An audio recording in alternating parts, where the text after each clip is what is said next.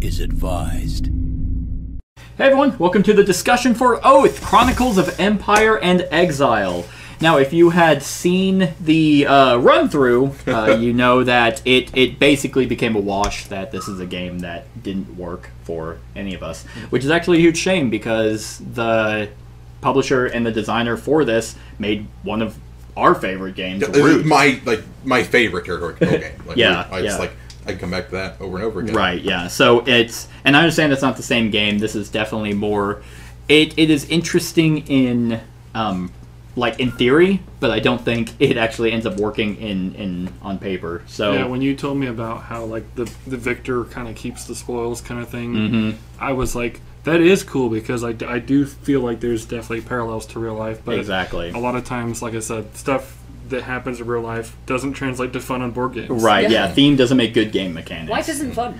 And yeah, real life, history, the world is built in blood and genocide, and that's kind of what this game is meant to represent. However, history is depressing a lot of times. It really is. It just, the game drags on and on and on, and it's like, I remember when the game could have ended in 2 or 3 rounds. Yeah, it's like, because it's way too easy to reverse those victory conditions. Yeah, it becomes a King of the Hill style game where it's like, I'm on top, I'm going to win my next turn. Now everyone's boom, and it's so easy to cut you down and cut you away that, unlike Inish, which is the exact same idea, where you have to take a token. You've played Inish as well, we all have. It's been forever. It's been a long time since we've played, but it's like you take a token, you're like, I'm going to win next turn.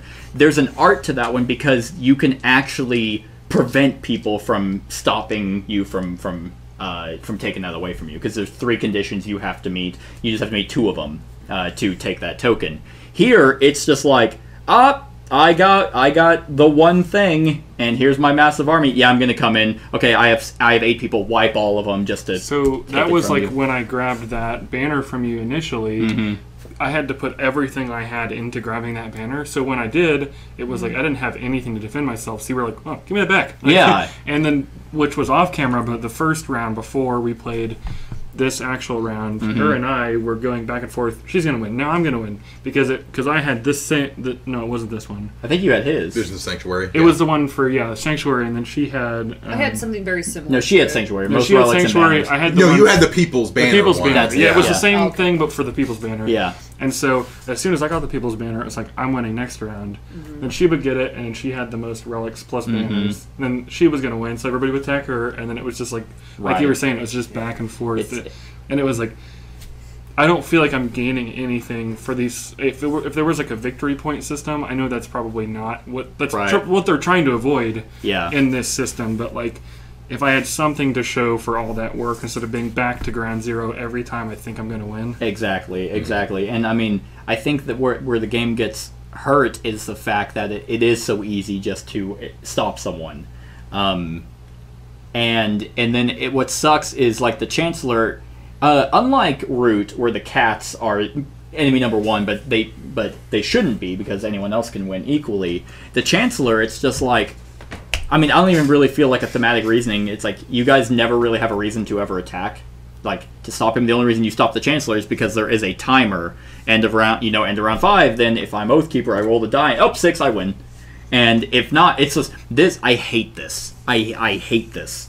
Because it's even if I roll a 6, it's shitty on everyone, because it's I didn't really fucking do anything. Yeah. So it's lucky that I roll a 6, and it's ends it for you. And then if I don't roll it, then it's okay, let's play another 30 minutes. It feels like they have to artificially end the game, because you don't want to keep playing. Right. Because it's well, if you've gotten this far, you're probably already sick of it. So let's just give you a random... What's the run-through for our progressive loss of energy? As we're laughing in the beginning. And then it's at the beginning of the game, we were having a good time. We were laughing and joking. The problem is you don't do enough on your turn. You don't win through other alternative. These visions suck ass. Yeah, they're tied into other visions or other ways to win. So it's like yours have the most relics and banners. That's compared to another one of the Oathkeeper things. You go ahead.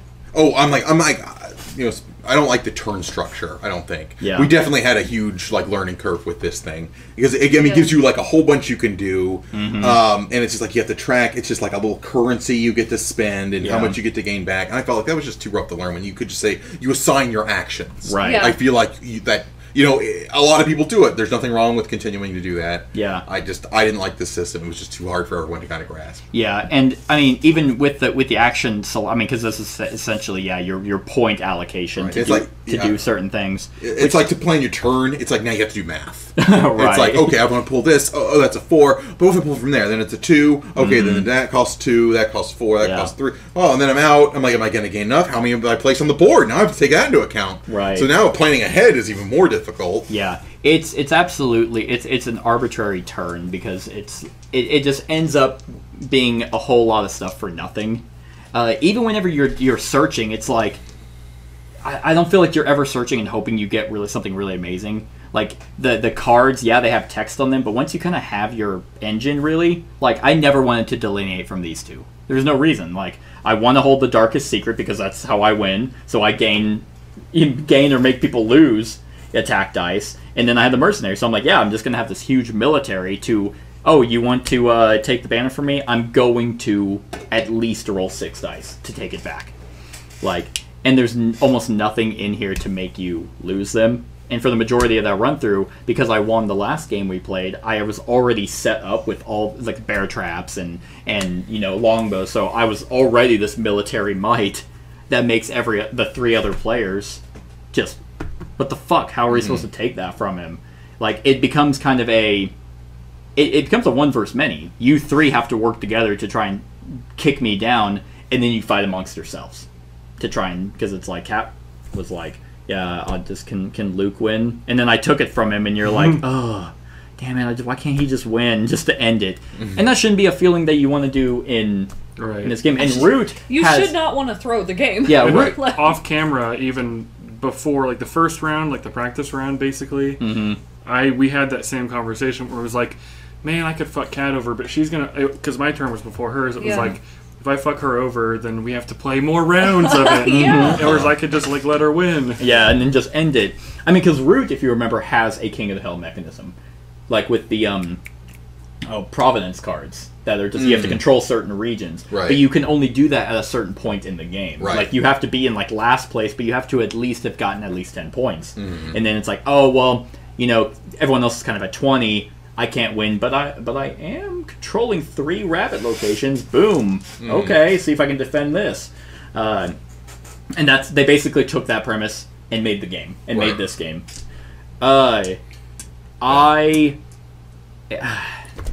don't know. It's the sites like going to sites you eventually quit once you reveal them all. It's just like, well, okay, I'm not going to go there.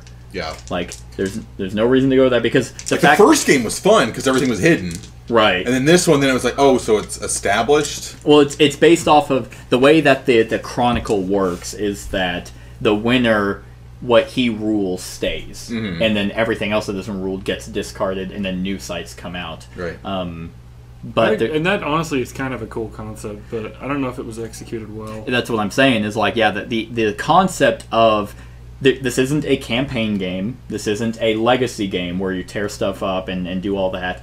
It's supposed to feel like that for every game to come, forever. Like, you will play this game, and depending on how it went last time, is how it gets set up.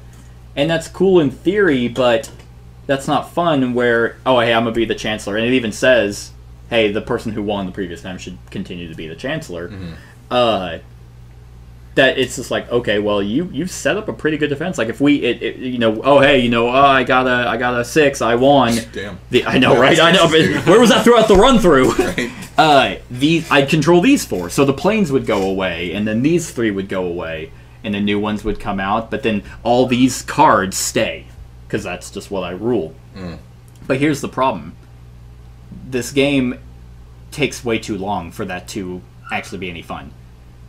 Like, it's just, I think the length of the game, the fact that on your turn you just kind of end up doing the same thing, and then just the going back and forth. Or yeah, when you get to the end game and it's like, okay, I need to fucking take this fucking title. So it's like, okay, I I have 1 secret, which seems to be our average. Yeah. I have the advisor. I gain my 2. I muster twice. Yeah. Now I get 4 dudes, so that's a solid military force generally. Maybe I have 1 spare, then I have 5. We go and attack. You can sacrifice a few dudes to do the damage. Then it just trades hands, and then you can do the same fucking thing. Then trades hands again. Then just keeps going back and forth. Yep. And then arbitrary extension. Exactly.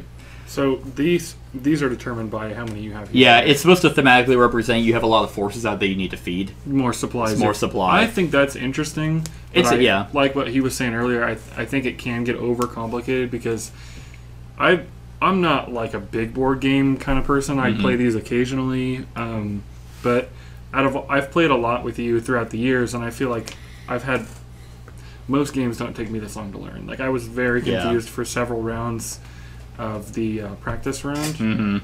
But I do think, I guess it makes sense. Like, it's your standard kind of action. It's like some games are like, hey, you have 10 points of actions. Moving costs 1. But I think what you're talking about is like, hey, you have 3 actions you can do on your turn out of these 6. Right. That's like Mansions of Madness or whatever, stuff like that. That would work. That would work as well. Because essentially, this always kind of stayed the same number. Right. And the other thing I never really understood was none of you want to who the fuck would want to be a citizen? Yeah. Like it's like no one. I tried. I'm sitting there. I'm like, hey, these are fucking good, but I'll just give these to you for you to be a citizen. Essentially, you fight for me now, but then you have to become so you have to try and take the scepter. Especially when there's repercussions for trying to take the scepter. Yeah, for being a citizen and attacking the Chancellor. No, I think in the practice round where it was controlling the most sites was a little bit more doable, but trying to be the citizen and also work against you and getting penalties for it, that seemed very counterproductive. Right, yeah. The Oathkeeper of Devotion was just I didn't like that one. Ass. And there's others, but they're all essentially the same. Yeah, rule the most sites. And all the visions stay the same, right? Huh? All the visions stay the same, right? Yeah, just, there's just 5 pretty visions. things, and then that's very easy to trade hands. Just, I'm going to take that. That's only 2 dice. I'm going to take just that. Even rule the most sites is not...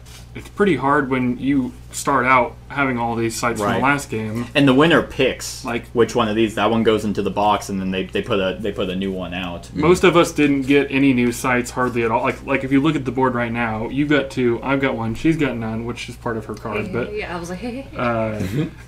Just about anytime me or him took one of your sites, you immediately took it back. I just immediately went and took it back. That would have, if that had been in play, would have been pretty fucking hard to accomplish. Yeah, because all of these Oathkeeper of the People, hold the people's favor, protection. These 4 are the exact same as the visions.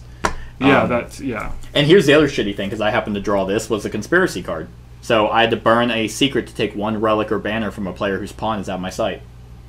Granted, I had to have 2 advisors that matched any of their advisors to do so. But the fact that I could have just held on to this and what I was trying to do was wait for someone to take this, and I was going to search through the decks till I got advisors that matched, and I was just going to play it and take it back for free. Yeah. And it's like, what the fuck am I doing? Like, why am I putting in all this effort to just get it so easily taken back? This one that I didn't use all game, I was waiting because it was like, you can take a secret from a player whose pawn is at your site.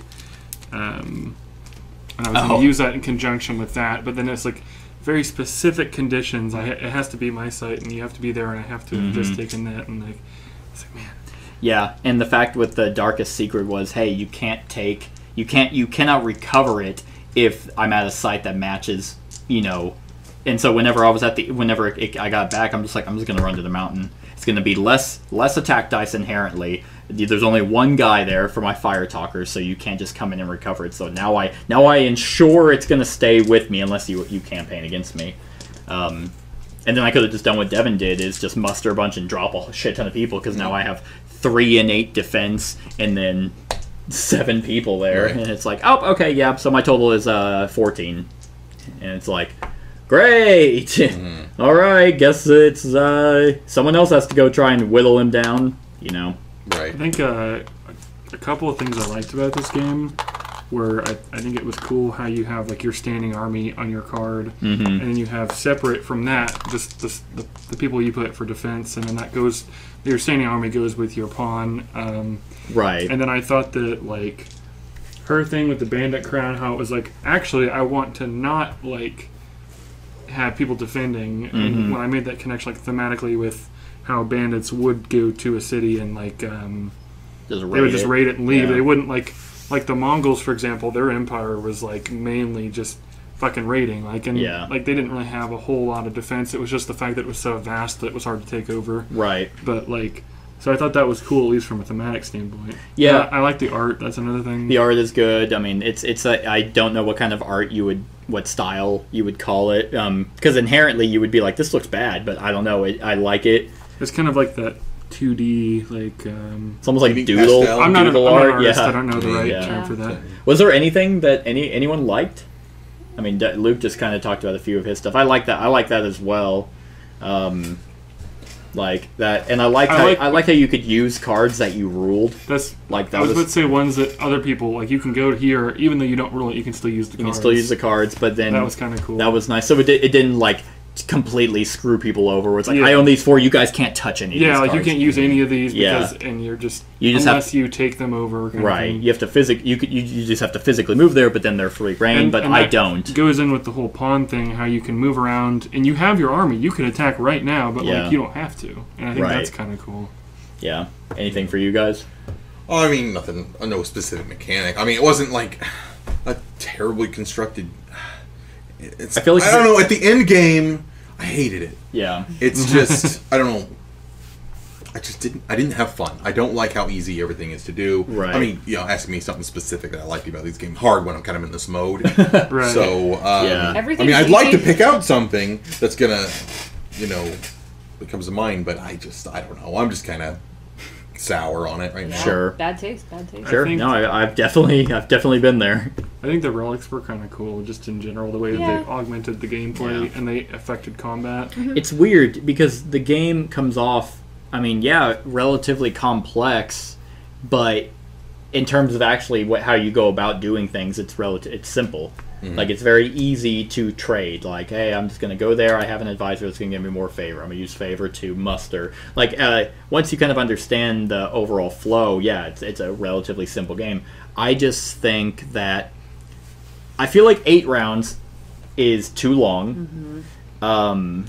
And I feel like that maybe at the end of the 4th round, the Chancellor can try to roll.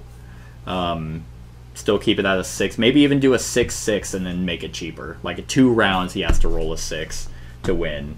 I think the banks were kind of inconvenient in the sense that, like...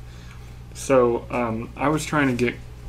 Once I lost that banner card from you near the beginning of the game, I was trying to get favor, but I was like, man, any card on this part of the game that I do is not going to give me like more than just 1 favor. Right. If I do that because I've got these 2 as my, which I didn't even have this one flipped over. It was just this at the time.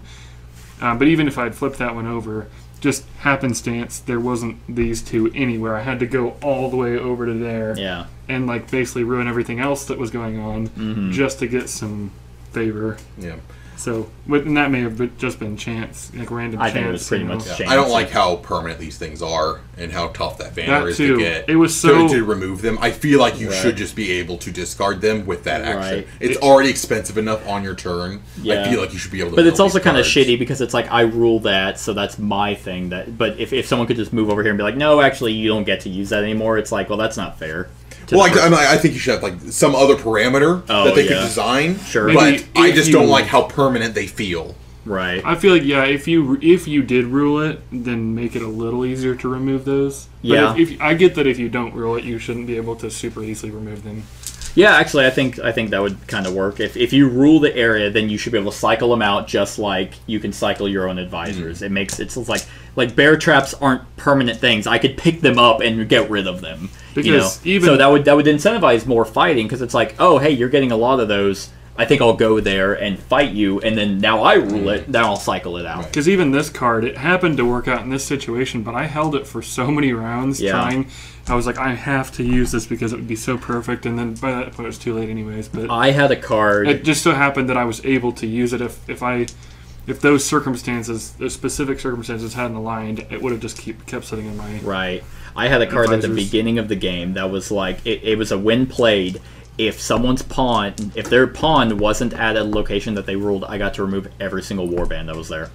So if you didn't hunker down with your pawn and you dropped 7 and moved, and I went there, I could have played and just gotten rid of all of them. Nasty. And I got rid of it because I was like, well, no one's fighting. No one was fighting at the time, and then I held on to the conspiracy.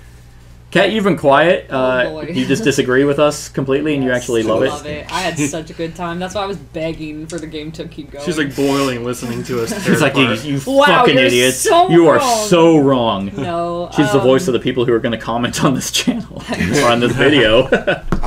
Your opinion is wrong. The game is great. You know, if you like it, great. Yeah. But She's the banner of the people. Our experience so far has just not been great. No, Yeah. each time, it's like every time it's like, this is too long. I don't want to come back to this, and I don't like the awkward turn structure. It's too hard to learn, and it's just awkward. I don't like. It's not easy to plan for your turn.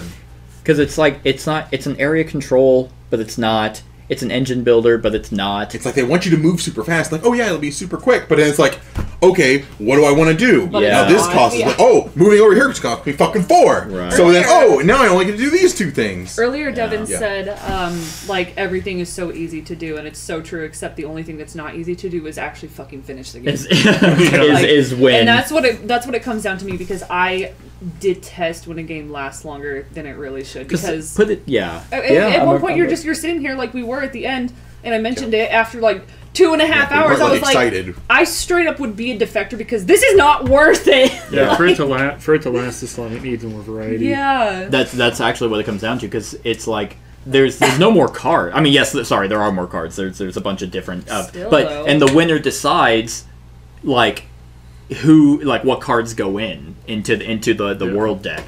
So the winner basically decides, hey, how do I want to have what advantage do I want to have at the beginning? Which is thematic. I get that. But as we've said, and I've said it for multiple other videos, theme doesn't make good game mechanics, and so you have to find that balance of a solid core, game, and then still make it feel thematic. And I wouldn't even say this game really feels all that thematic either, but except for a few kind of things, the supply really kind of does. 2 more things I really like. These books and these coins. I like how the coins stack. I love little coins. Oh yeah, they perfectly stack. Yeah, well, they don't perfectly stack, but you can like cog them together with like to where they stack, and that is nice. The little divots on them. Yeah, I didn't mind the bank system. You said it was kind of awkward. I actually kind of enjoyed it. It made like sense that this is the bank that you benefit from, and if it runs out, then it's like, oh shit. Well, it kind of goes back to what he said, how these are so permanent that if I can't sit in here and actually trade, they kind of wanted you to have this arbitrary. There's not much I can do unless I, like I said, go all the way over to that other side of the map. Right. It's kind of with the people's favor. They wanted to kind of force combat, but combat's really not that great because it's like if you want to cycle, you need this token. Fine, okay, but now it's like now you get to control everything in this, so you get to remove everything that I want. So now I want to fight you to take it from you. I think the concept of having the advisors and then these cards, the denizens, like being kind of like to where you can use denizens here, and you can also the fact that you can keep them hidden, I thought was kind of cool because, like, and with the visions, you activated my trap card. Yeah, like I thought that mechanic kind of worked pretty well. But obviously, then you have situations like what you had, where it's just like really busted. Yeah, then which again may have just gone back to random chance. It was the fact absolutely that you saw lucky. these 2 cards, you were like, "Fuck yeah!" Yeah. Well, one of them I started with at that's right. and then the other one I happened to draw. I'm like, oh yeah, okay, double this. Like, yeah. Oh, you're gonna attack me? No, actually, you have no attack dice. Which unfortunately, with this card, it was like I can keep this hidden, but then. Even when I reveal it, I still have to wait a whole another turn. So it's not really the element of surprise. It's like, yeah, I mean, it went like I mentioned, Inish has that perfect balance of King of the Hill, and I mean, even if you wanted to compare this to their other game, Root, the cats are essentially the Chancellor. He starts off the strongest. The cats start off the strongest, but. In all those other factions have a completely different way of trying. I mean, you go up to 30 points. I know you haven't played Root, but it's first one to 30 victory points, and So there's none of these like the way you win isn't a King of the Hill mechanism. It's multiple ways of getting victory points. Each faction has different ways of gaining a bunch of victory points. Yeah. And I just think that balances out extremely well. Like, it'd be cool if it was kind of like the Mechatol Rex in Twilight Imperium, where it's like, oh, I'm completing this, so at the beginning of my turn, I get a point. Yeah. So it kind of like, oh, man, you guys are letting me keep having it. I'm going to keep getting victory points. The victory points, and I know that I don't want to, like, keep coming back to this, but, like, it does kind of feel like you accomplished something, like you're progressing. Mm-hmm. And, like, in Twilight Imperium... Even though I was pretty sure I was going to lose because you're good at that game, I still felt like it was like, well, if I get like 5 or 6 victory points, I still feel like I was like, I did something. Right. And you get that sense of like, it wasn't all completely futile. Yeah, and this game does kind of just make you feel bad when you get nowhere. Maybe that's just the fucking like everybody gets a trophy. And, you know, maybe I'm just a millennial, but you know, like, I mean, you want to feel. feel. You feel like I'm just spinning my tires in this game. Yeah. You feel like you want to get something for your effort. Mm-hmm. Mm-hmm. Mm-hmm. I agree. What a shame. What a shame. Unplayable. I don't know. It would have also been nice if there was a way that being a citizen fucking was actually worth it. Mm-hmm. You know, like if you became a citizen, that there was like you won with me, because that's the other fucking thing. Like the vagabond in Root, he can ally with another player and be like, okay, if you win, I also win. Yeah. Like, that's something that he can do. Instead of doing the King of the Hill thing in that game, he can be like, well, I got 3 points, you got 16. Hey, buddy! Hey! All right. Yeah, and then that kind of... So that almost seems like you would want that mechanism. Hey, you know... Yeah, he can only join someone that's losing. Yeah, that's the only way you can ally with him, right. And then that's just like 2 players trying to play catch up, a good catch up mechanic. Yeah, and in this one, it'd be nice if the citizen was something like that, instead of essentially making you work for me, but you don't at the same time. So it's like you can become the successor to the Chancellor, which is like I don't really get that. It's like, wait, but I'm still alive. Like, I guess if you win as that, you take the Grand Scepter from me, then it's like the concept of being for you and against you at the same time is like, well, why don't you just be in exile? I don't know. Yeah, it's like, well, I don't really feel like... So if they were to, like, incentivize the citizenship a little bit more, and then maybe, say, add a little more options for cooperation between the exiles, maybe that would balance it out a little bit more? They say in the rulebook, the reason why the Oathkeeper, or the Chancellor has the citizenship is that he's supposed to lose power with him. You guys are supposed to fight him. Yeah. Or me in this case. You're supposed to constantly whittle my defenses down. That I'm like, I have 1 location I rule. Hey, you own 2 locations. You want to be a citizen? I'll give you the scepter. And then now your people become my people. That's kind of, but it's like, why? I'm winning. Like, I own 4 sites. Like, I can fight I can fight just as much as anyone else. Yeah. I don't know. And it's like if I lose my vision, which is kind of an easier victory. Yeah. Granted, it creates that King of the Hill. But it also lets this happen. The dice does continue to get rolled if you're a citizen, because then now it's like if it was it's a 6. If you're the citizen, and you hold, in this case, you hold the Grand Scepter, you would win and not me. Mm-hmm. Like, even if I'm Oathkeeper, like if you were a successor and you were a citizen, you would win. Gotcha. But it's like, I think I'll just take my chances and just keep fighting. Yeah. I did see 1 card. I caught him like both games in a row. I don't have him right now, but he was called like a Lost Heir, and I could play him to become a citizen without having to go through you. Like, say if you didn't want to offer me citizenship, I could just become a citizen without your say so. That's pretty cool. That's funny. I mean, that's why, because the conspiracy can be played by anyone as well. Like, this could also be something that you could have played and take the Grand Scepter. But then it's like, well, I'm definitely not offering you a citizenship. I don't know. I really want to know if that card where it was to discard someone else's advisors, because I don't feel like I fucking made that up. I feel like it's in here somewhere. I want to know what the fuck that was. Yeah, I don't know. Oh, wait, this might be it. Discard a face-up advisor from a player who holds you have to hold the darkest secret, not the people's favor. Which I guess makes sense thematically, but that's kind of... Yeah, and at the time... In this situation, it obviously wouldn't work. Right, but I didn't have this for most of the game, so that would have worked to get rid of mercenaries, and then... It would have been... fucking fire talkers. Yeah, because then, well, I mean, that you just had to take this, and Fire Talkers was useless. Mercenaries was the backup, so if he would have gotten rid of Mercenaries is, it requires a gold. That goes a little more balanced. But the fact that Secrets refresh. Secrets refresh, yeah. Which unfortunately, the gold's easy to get, or favor. With one secret, it's like, oh, okay, I'll put a secret there in game 2. Now I can pay for Mercenaries. Yeah. Which, unfortunately... Once again, everything's easy to do, but except win. If I drew this at the very beginning of the game. I didn't realize how useful it was going to be. And by the time I realized it was useful, it was buried in just mountains of cards. And it was never going to get drawn. Right. Yeah. And then if you stayed over there trying to search for it, people would be like, what the fuck are you doing? Yeah, you can't stop him from doing that. Yeah. You wouldn't be able to do anything else, though, like with your turns. You'd just be fucking searching. I mean, that sounds kind of what the theme is meant to do. It's you would be the guy who is going to sit in the hinterlands and burn until you found it to take this out. Devin's over there. I mean, Kat could easily have taken the secret from me, and then Devin's over there fighting my forces. Yeah, but then it's like, what's the point? Like, it's not one versus many. Like, you guys are helping each other. Then it's like, okay, I guess I'm out. Now I'm pissed this whole game. Because it's like... That's the thing we probably should have been more cooperative, but that was, at least me personally in the back of my head, I was like, I don't want to just gang up on you. Right. I guess maybe that's what we should have done. That seems what they want to do, and then halfway through, then it becomes, now you guys fight amongst each other, but I'm like... Why not just make it a one versus many game? That would have worked just as well. Yeah. I don't know. It seems like there was an idea. There's a solid, a game somewhere in here that can work. It just needs, in my opinion, a lot more refining.